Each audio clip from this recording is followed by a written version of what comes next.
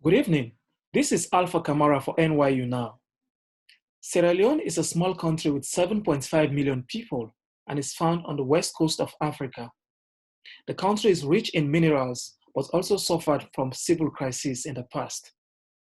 Now, the country is facing a new challenge, which is the coronavirus.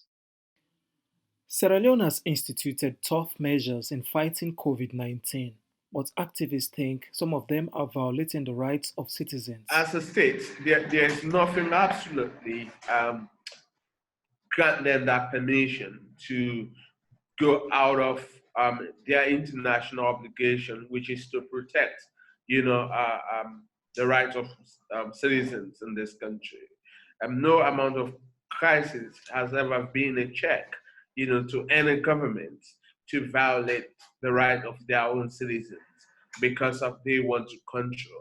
I mean, responsible government always put, responsible mechanisms in place as to how best they will continue to provide the leadership in protecting or preventing whatever attack is against their state. President Julius Maada Bio, who is in the midst of a 14-day self-isolation, earlier announced in a press conference some of the measures even before the first case was recorded.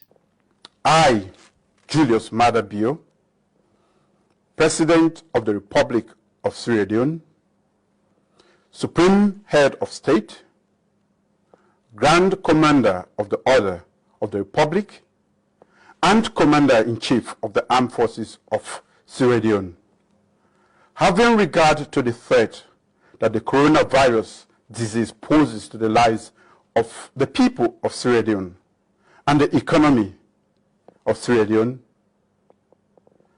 and the need to take effective measures to prevent, protect, and curtail the spread of the disease throughout Sierra Leone, do hereby, by this proclamation, declare that a state of public emergency exists in the whole of the Republic of Sierra Leone, with effect from today, the 24th day of March, 2020, for a period of 12 months.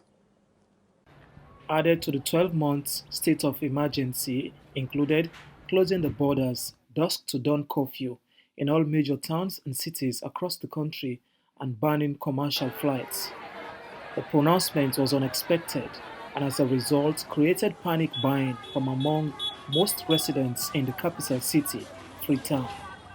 Few hours after the announcement, the country was shut down and the streets were emptied, leaving only few emergency response staff.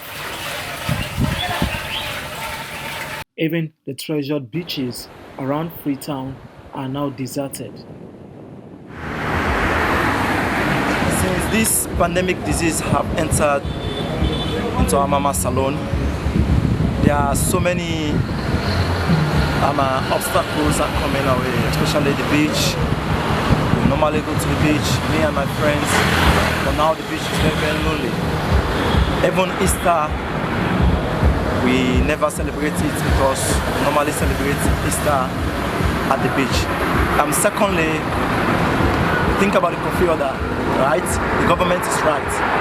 But then, actually, Saturdays, Sundays, I normally come to the club, rest at my corner, sitting there with my friend chilling. But now the pandemic disease have made the government have stopped everything. But in a country where the majority of the population are poor, some residents ventured out to find food for their families. Local humanitarians are also helping in by feeding the poor during this lockdown. Some of the communities are very vulnerable communities where people cannot really afford comes to feeding, like food. So due to my visits and due to the what I examine around the communities and how people are struggling in terms of getting food, I decided to see what we can do in terms of the lockdown, because if someone cannot afford food, like in a basic, like necessary days, can only imagine how they can afford one during the lockdown. These village miners went out after the announcement was made. They were caught by the security personnel. Even though the miners tried to explain their reason to be out, their explanation was ignored.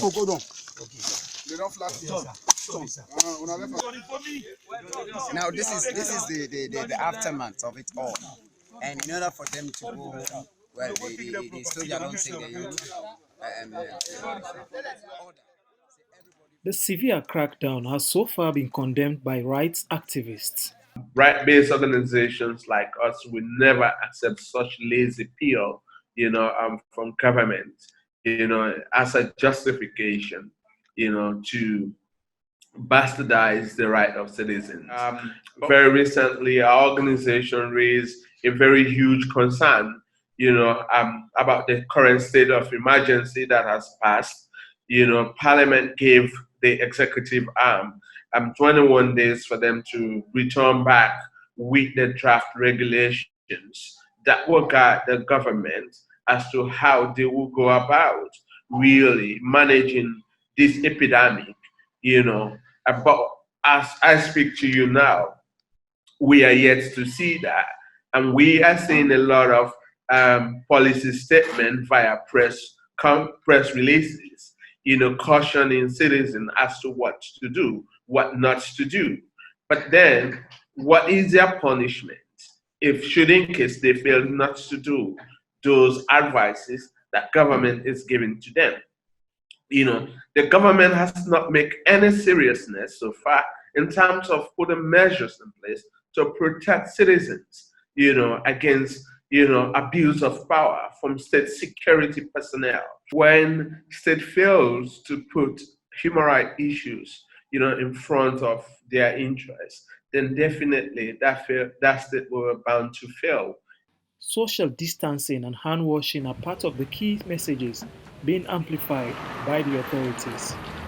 Sierra Leone suffered from the Ebola outbreak between 2013 to 2015.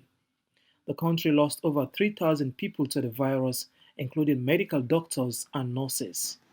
This is the justification the government gives for its tougher measures to stop COVID-19 from spreading in the country.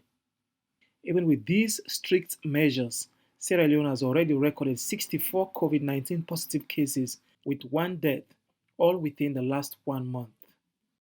For now, its citizens have to give up personal rights in order to fight the life-threatening virus. Reporting for NYU Now, this is Alpha Kamara in New York.